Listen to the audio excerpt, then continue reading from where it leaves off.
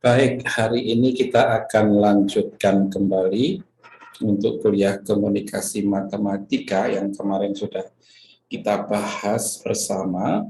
Ada satu dasar yang kita pakai dalam berkomunikasi matematik, yaitu adanya filosofi stoasisme, ya, stoikisme, ya, yang dimana kita diminta berpikir menanggapi segala sesuatu itu sebenarnya berjalan di atas hukum alam atau hukum fisika di situ, ya.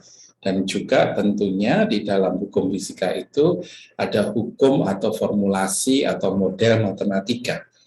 Nah, tatkala kita menanggapi segala sesuatu yang terjadi di depan kita dengan kita memahami bahwa di balik itu ada hukum alam yang bekerja, ada sebab akibat yang kita bisa pahami secara nalar yang benar, maka kita akan menjadi sangat tenang. Kita akan menjadi orang yang punya kepasrahan yang istilahnya pada tingkatan yang tinggi, ya. Kita menjadi berpikir tidak panik atau tidak istilahnya tidak terlalu terburu-buru memutuskan dan bisa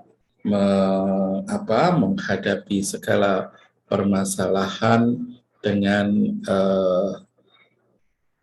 sebentar saya membalas dulu, ya, dengan segala sesuatu yang runut dan bisa dijelaskan. Nah, makanya di dalam Stoa pun disampaikan bahwa problem kita yang terjadi dalam kehidupan itu sebenarnya adalah tatkala kita berpikir atau kita merespon segala sesuatu itu tidak melalui penalaran yang benar. Jadi kalau Anda masih punya masalah, Anda punya problem dengan kejadian yang menimpa diri Anda, itu diakibatkan karena pemahaman kita atas kejadian itu, nalar kita atas kejadian itu belum benar-benar secara lengkap memahami itu berbasis pada hukum alam, ya, atas formula yang berada di balik apa yang terjadi itu. Saya mengambil contoh kemarin adalah saya minta Anda memberikan komentar statement tentang kejadian pandemi COVID yang ada di India dan yang ada di Indonesia, ya, melalui dua buah grafik yang saya tampilkan sejak COVID itu ditemukan di Indonesia dan di India sampai hari terakhir, yaitu minggu yang lalu. Minggu ini belum saya update lagi.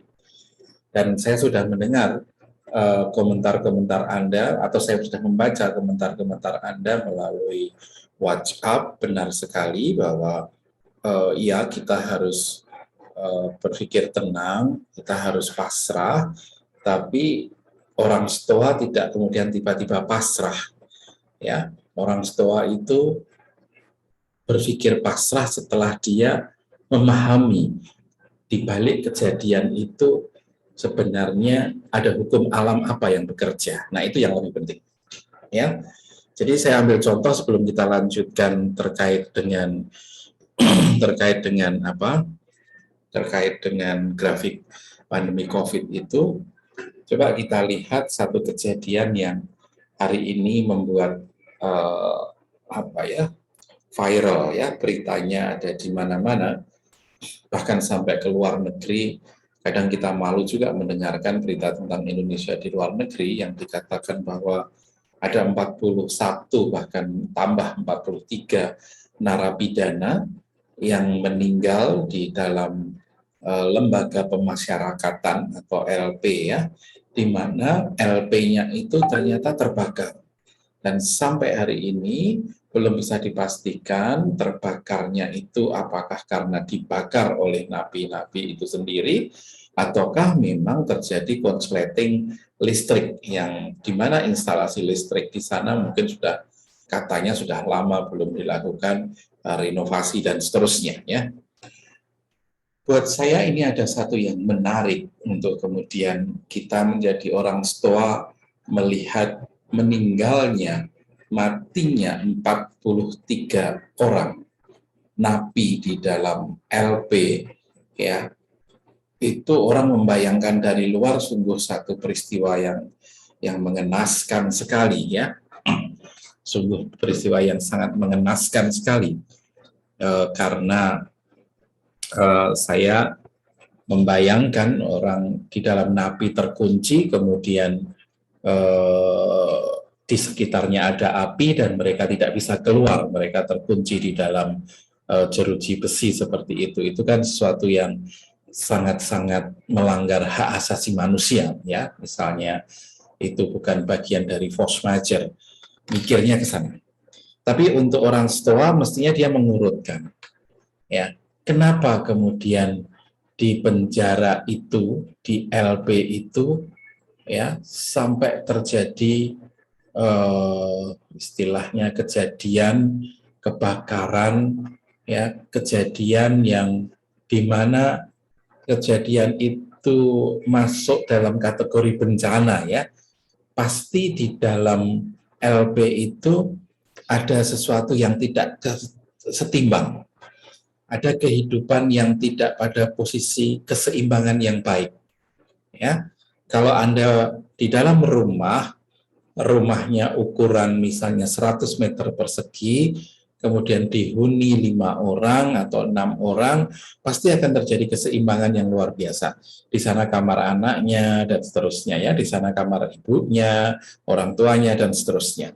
Kemudian instalasi listriknya juga ditata dengan baik, gitu, ya. Sehingga orang saling mengawasi dengan sangat hidup sangat setimbang di situ, hidup sangat bahagia di situ. Tapi ketika kemudian kita mendengar berita itu bahwa ada kejadian sampai kebakaran besar-besaran, meninggalnya orang sampai 43 di situ, kita bisa mendapatkan informasi yang jelas bahwa ternyata benar kapasitas daripada ruangan, kapasitas maksimum daripada lembaga pemasyarakatan itu telah dilampaui, ya. Artinya kalau katanya ini, ya, itu perlu dicek kebenarannya dan saya yakin itu benar adanya, bahwa kapasitasnya 100 misalnya, ternyata yang menghuni adalah 400. Maka benar-benar itu hukum alam mengatakan bahwa di dalam lapas itu sudah tidak terjadi kehidupan yang setimbang. Ya, orang mengatakan biasanya pasti akan terjadi pelanggaran hak asasi manusia. Ya. Nah, di situ mulai menarik. Ketika kita menjadi seorang Stoa berpikir, kenapa ya bisa sampai orang berjubel berada di dalam penjara? Ya. Apakah pemerintah tidak berhasil membuat penjara-penjara baru, membangun bangunan LP-LP baru, ya?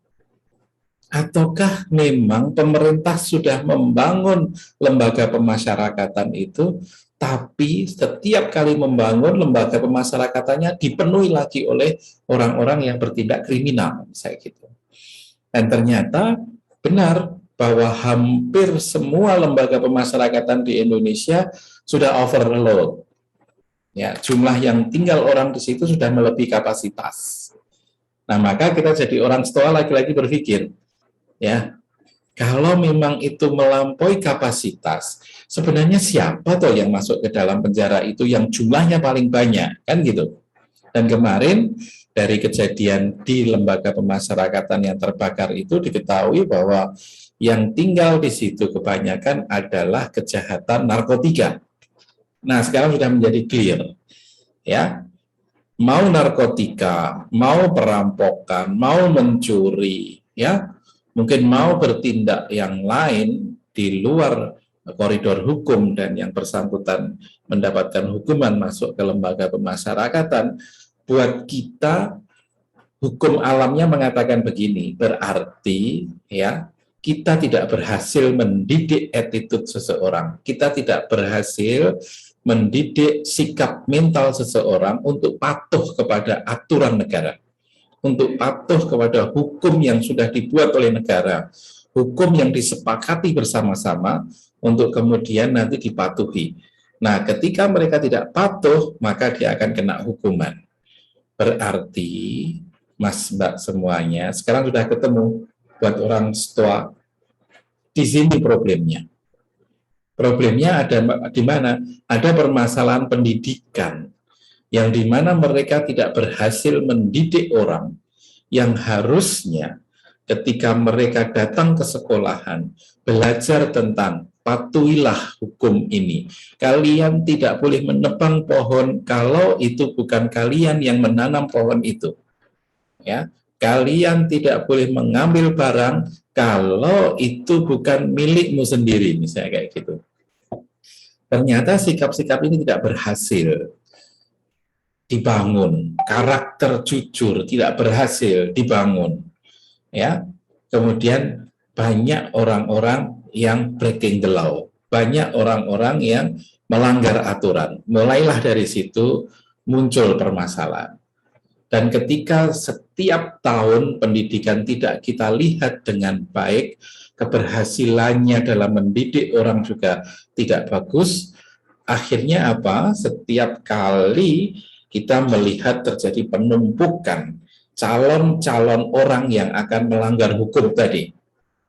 Dia seorang sarjana, dia seorang master, dia seorang doktor, ya, ternyata benar ketika berada dalam posisi tertentu, dalam jabatan tertentu, yang bersangkutan korupsi. Ya, nah itu banyak kita temui. Ya, belum lagi yang tidak berpendidikan. Ya, belum lagi mereka yang terkenal sebagai seorang artis misalnya, akhirnya harus bersentuhan dengan dunia malam, dengan narkoba. Ya, berarti sejak dulu sekolahnya tidak kemudian diberitahukan tentang hukum alam yang berlaku. Bahwa kalau kita secara kolektif melanggar hukum alam itu, maka kita akan membuat kerusakan pada alam itu sendiri. Nah, sudah terbukti bukan? Bahwa ketika penjara itu penuh, ternyata yang membuat penuh adalah orang-orang yang membuat kriminal. Orang-orang yang berbuat kriminal jumlahnya banyak, itu ternyata adalah hasil dari pendidikan yang tidak optimal mengajarkan tentang attitude, tentang sikap mental yang baik. Ya, lantas kemudian dia datang menghuni itu tadi. Nah, Anda lihat, ketika banyak orang yang tidak memenuhi aturan tadi, ternyata sekarang terjadi perubahan yang luar biasa. Banyak orang jahat. Orang jahat masuk bui. Kemudian di dalam bui mereka bikin masalah lagi. Ya, akhirnya terjadi kebakaran dan terjadi kejadian bencana kemanusiaan. Nah, inilah Mas Mbak, orang Stoa tidak ingin seperti ini. Ya. Maka kalau orang Stoa melihat kejadian seperti itu, dia sudah bisa menjelaskan bahwa itu terjadi karena gagalnya pendidikan. Maka besok kalau seorang pimpinan dia berpikir dengan Stoa yang benar, yang harus dibenahi adalah urusan pendidikannya. Butuh waktu lama, tidak ada masalah. Tapi harus dibenahi betul bahwa mendidik orang itu bukan hanya mengajar orang. Mendidik orang itu tahu matematika, tapi tahu juga tentang kejujuran dalam bermatematika. Ya, tahu matematika, tapi juga menjaga komitmen sebagai seorang yang jujur, misalnya seperti itu. Ya, maka itu nanti akan berhasil pelan dan pasti jumlah kriminal akan turun, misalnya seperti itu. Tapi kalau kemudian yang ditempuh hanya loh ya, hanya kita bangun penjara baru, itu hanya menunda waktu saja. Ya, kita bangun yang lebih luas lagi, itu hanya menunda waktu saja. Kriminalitas akan datang terus berbondong-bondong, orang bersalah diketok palu hakim bersalah, maka dia masuk bui, maka bui akan penuh betul dengan orang-orang itu tadi. Nah, di sini Mas, Mbak, saya ingin menjelaskan kalau Anda seorang pemimpin kemudian tidak memahami filsafat stoasisme ini, stoikisme ini, apa yang terjadi? Kebijakan yang Anda ambil akan blunder.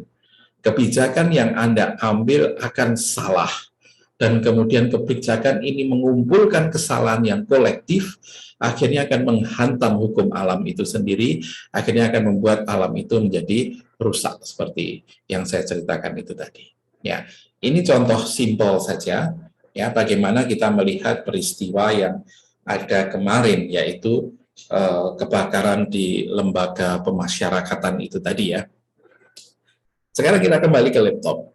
Saya ingin tayangkan kepada Anda tentang grafik yang kemarin sudah saya share kepada Anda. Bahwa kesimpulan dari diskusi yang pertama ini tadi, kita bisa kita bisa menyimpulkan bahwa stoasisme itu membuat orang tenang. Untuk bisa tenang, maka dia harus bisa memahami kejadian yang ada di depannya. Memahami kejadian yang di depannya, dia harus bisa mengurai hukum alam yang berjalan di atas kejadian tersebut. Hukum alam yang berjalan di atas kejadian tersebut biasanya bisa dijelaskan secara hukum fisika, teori biologi, dan di dalamnya ada formulasi matematik seperti tadi. Ya, Anda bicara populasi orang yang jahat, kriminal, ya, populasinya bertambah, maka Anda kemudian bisa mengatakan dari mana itu bisa bertambah, ternyata dari sistem pendidikan yang tidak berjalan dengan baik. Ya, maka benahilah itu dulu. Ya, maka bencana-bencana kemanusiaan akan bisa hilang dengan sendirinya. Nah, itulah pentingnya cara berpikir, cara melihat, cara memandang sebuah peristiwa dan memberikan solusi. Ya, artinya tidak hanya membuat efek ketenangan bagi seseorang. Itu beberapa kesimpulan dari filsafat Stoa mengatakan, ya Anda akan tenang. Iya, tapi kemudian yang lebih penting dari Stoa adalah cara berpikir dan kemudian mengambil solusi, ya, dan mengkomunikasikan ini semuanya yang disebut dengan komunikasi matematis. Sekarang lebih matematis lagi, kita mau angkat, ya. Anda lihat kemarin grafik yang biru ini, ya, grafik yang biru atau apa ini ya, biru kita sebut biru, saya pakai biru. Kemudian Anda bandingkan juga dengan grafik yang hijau ini ya, ini adalah miliknya Indonesia, ya. Di awal atau di pertengahan September, Indonesia dan India sudah berada pada titik potong yang sama ya, aman ini. Sedikit sekali terjadi peristiwa di mana COVID bertambah atau jumlah orang yang terinfeksi bertambah mulai sedikit sekali ya. Tapi kita amati kemarin, kita sepakat melihat bahwa ada fenomena yang menarik, yaitu di India itu punya titik lembah ada di sini ya.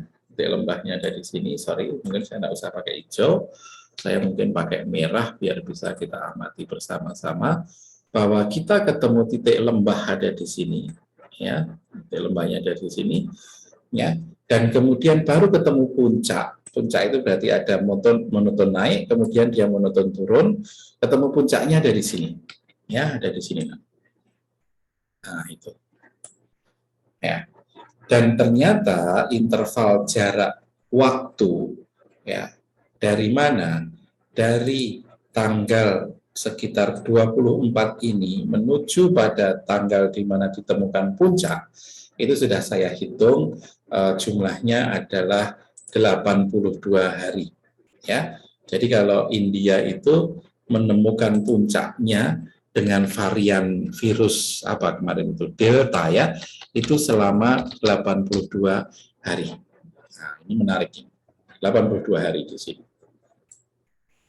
Ya, saya taruh di sini 82 hari. Oh, tidak kelihatan. 82 hari saya tulis di sini aja ya.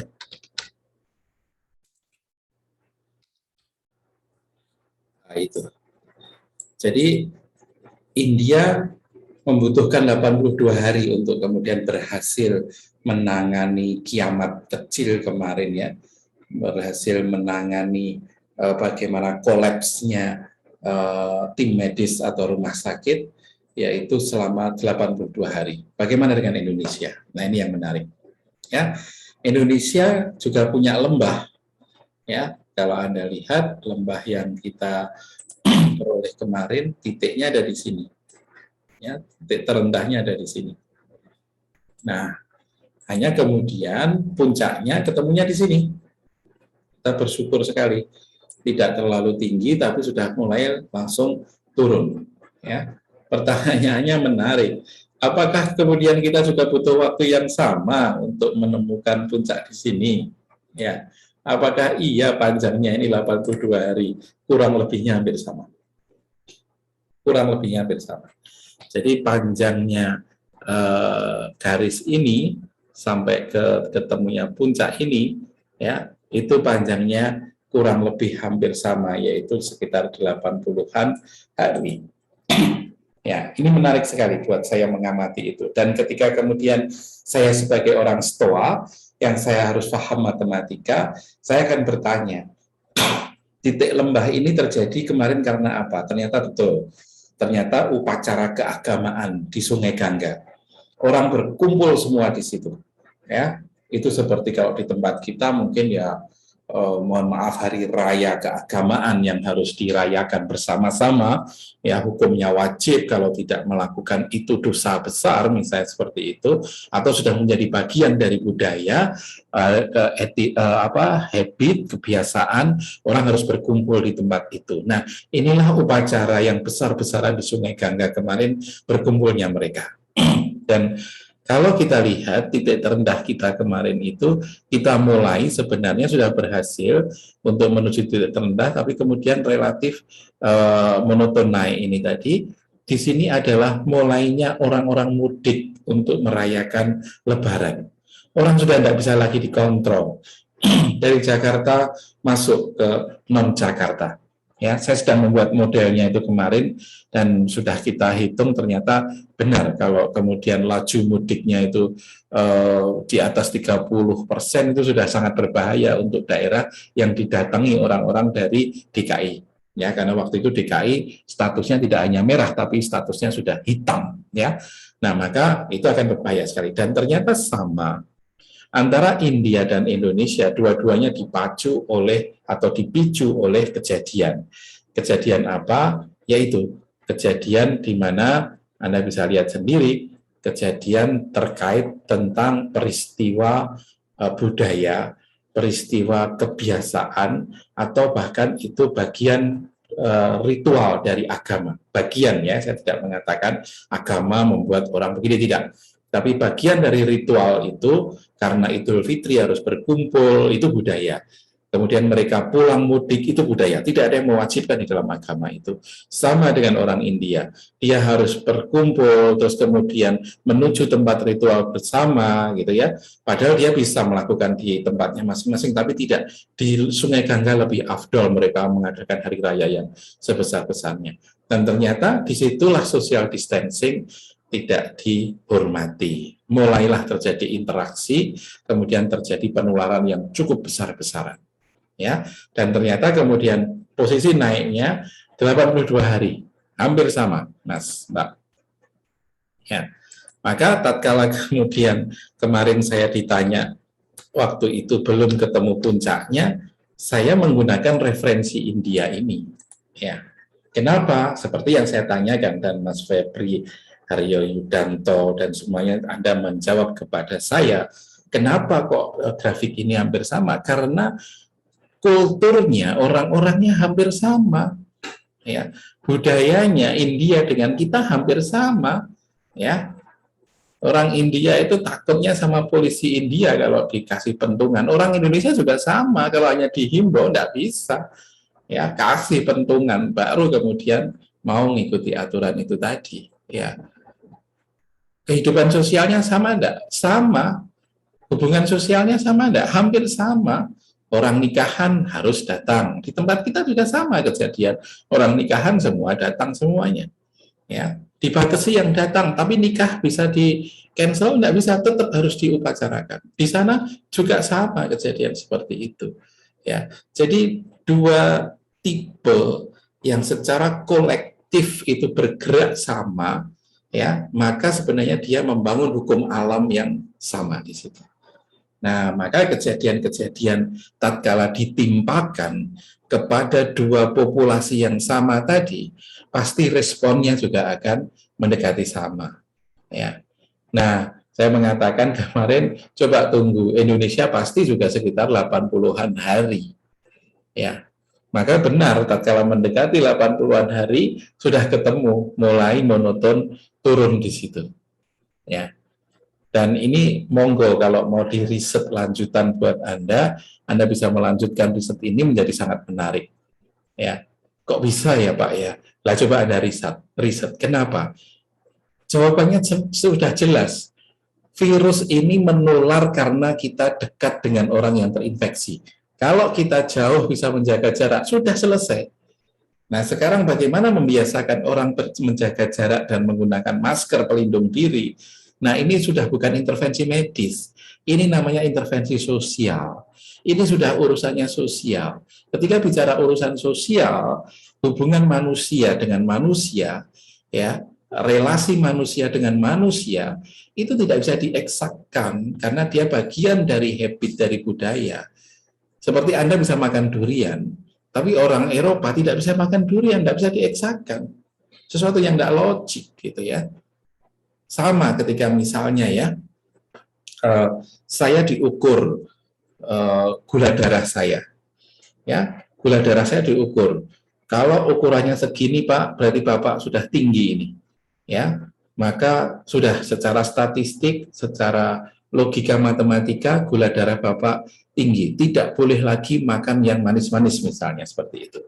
Stop, saya bisa. Begitu dokter bilang tidak boleh makan yang manis-manis, saya taati itu. Ditunjukkan angka statistiknya, ditunjukkan hasil periksa darah saya, gula darah saya, oh iya, eksak, masuk matematik, oke.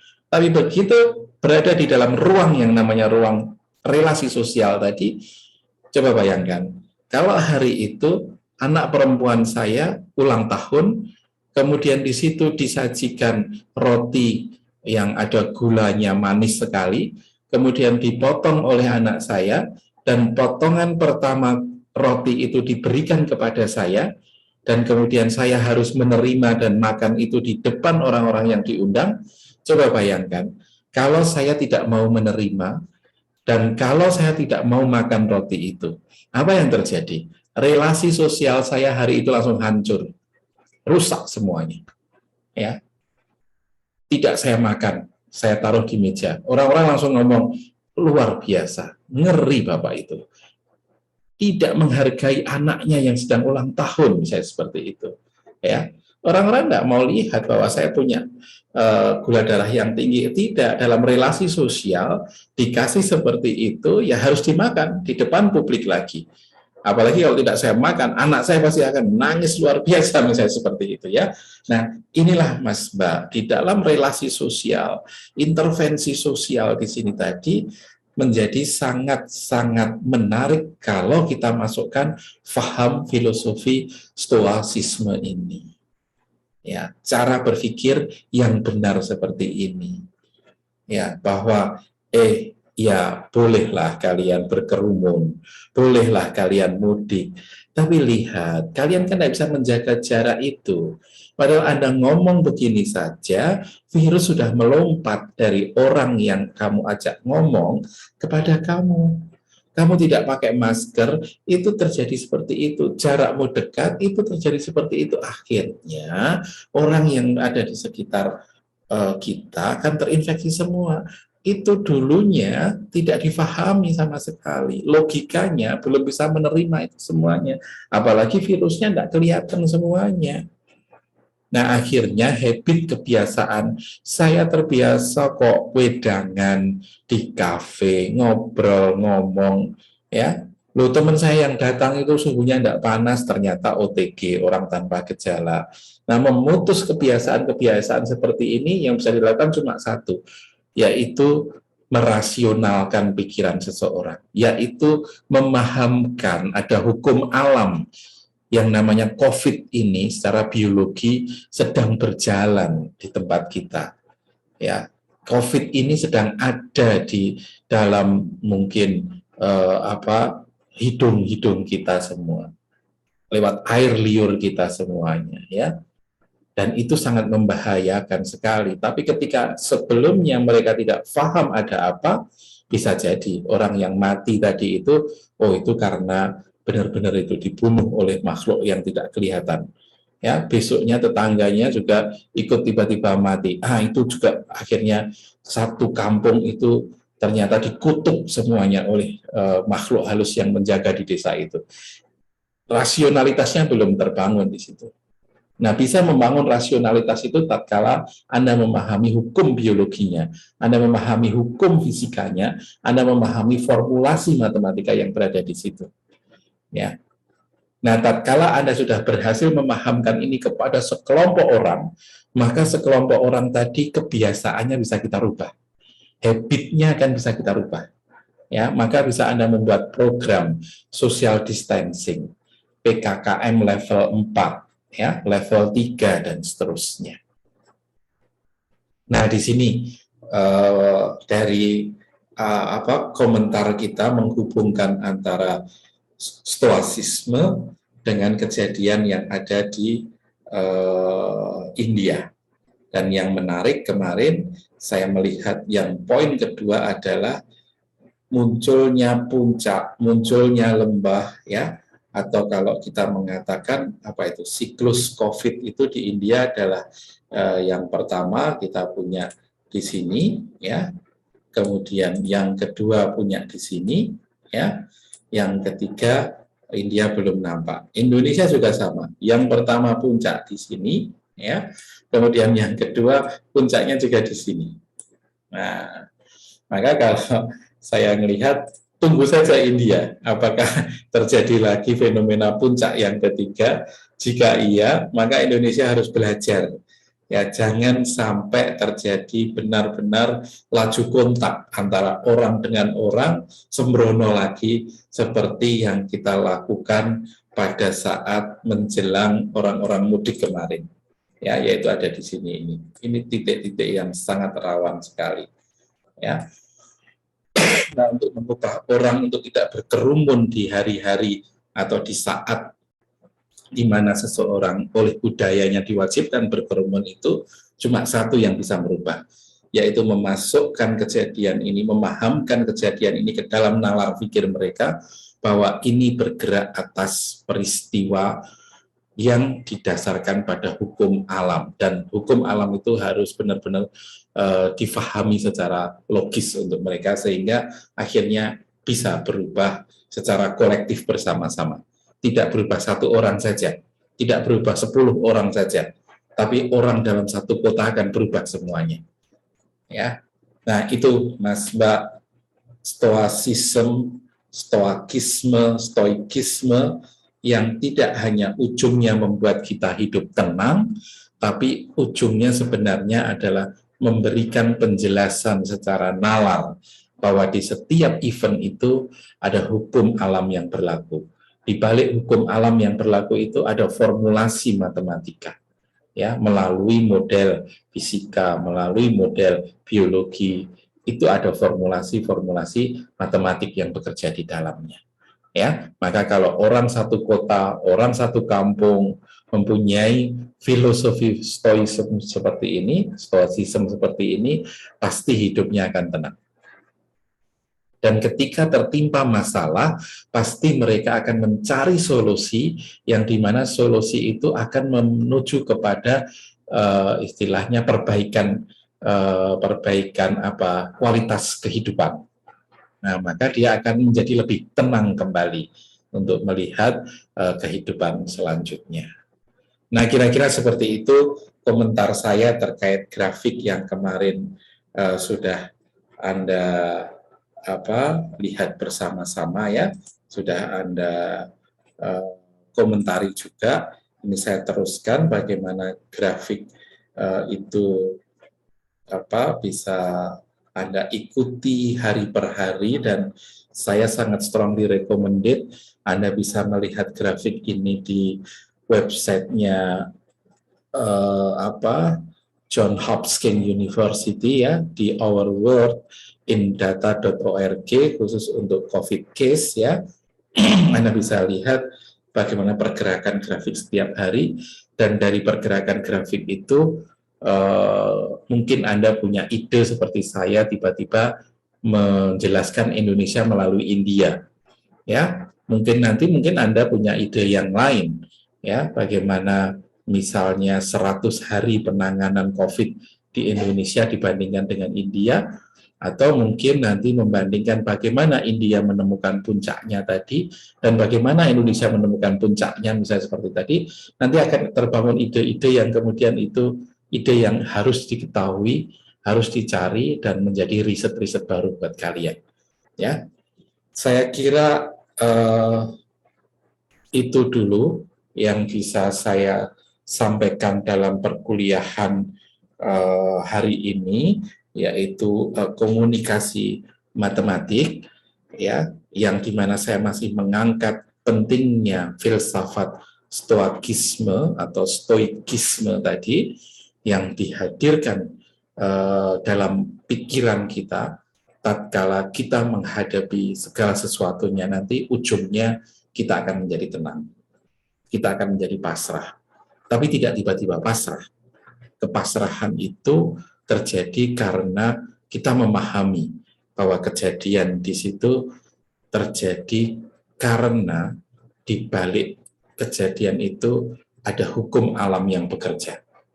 Nah, memahami hukum alam yang bekerja itu, Anda pasti nantinya akan terbagi menjadi dua. Itu ilmu benda mati berarti fisika, itu ilmu benda hidup berarti biologi. Nah, di balik keduanya menjelaskan fisika, gerak, lurus beraturan, ada formulasi.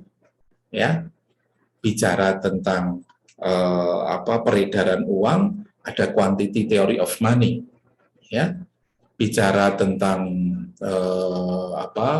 peluru kendali misalnya, itu juga bicara gerakan parabola, ada formulasinya di sana. Ya.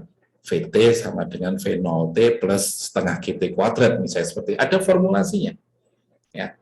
Bicara tentang bagaimana orang gagal panen karena diserbu oleh tikus, itu ada penjelasannya secara formulasi biologi. Kenapa? Karena banyak ular yang dibunuh. Ya, termasuk ular yang tidak berbahaya pun semua dibunuh. Ya, maka tikus merasa rela, tidak ada pemangsa alamiahnya, maka petani akhirnya gagal panen, misalnya seperti. Nah, itu kalau dulu kita punya namanya ekosistem gitu ya, di mana ada satu yang terputus, maka akan membuat permasalahan yang terjadi di situ, dan kita bisa menjelaskan kegagalan panen karena diserbu tikus itu karena memang perilaku kita sendiri, misalnya seperti itu ya.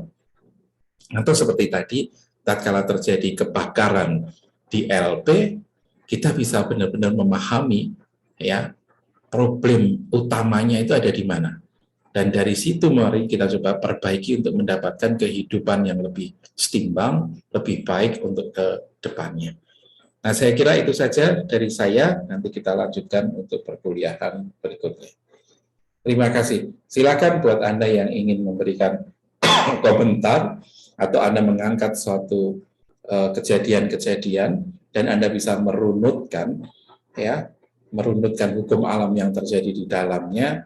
Silakan Anda bikin komentar melalui YouTube saya, atau kalau tidak berhasil komentar di YouTube, Anda boleh komentar melalui WhatsApp grup saya.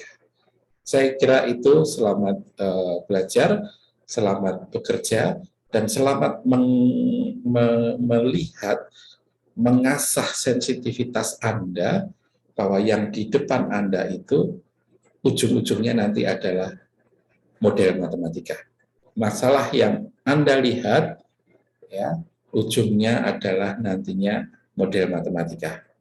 Dan mengasah insting, mengasah intuitif kita, menangkap ada kejadian, itu sangat penting sekali. Hari ini banyak orang-orang yang sensitivitasnya mati. Tatkala ada permasalahan, seolah-olah itu bukan permasalahan dia. Kalaupun toh dia sadar itu permasalahan dia tidak sanggup membuat solusinya. Ya, bukan solusi dalam bentuk action, tapi solusi dalam bentuk konsep saja mereka tidak bisa. Apalagi kemudian turun menjadi action, membuat kegiatan, mensolusikan itu semuanya. Itu jauh panggang dari api. Nah, makanya sekarang tugas Anda menjadi seorang mahasiswa mulia sekali. Hari ini, fahami betul filsafat ini, terapkan betul untuk melihat kejadian di sekitar Anda, maka sensitivitas Anda akan terasah untuk menangkap masalah, dan setelah itu mencari di mana itu formulasinya, di mana itu hukum alamnya terlebih dahulu, setelah itu di mana itu formulasinya bekerja. Saya kira itu, terima kasih. Assalamualaikum warahmatullahi wabarakatuh, selamat siang dan salam sejahtera buat semuanya.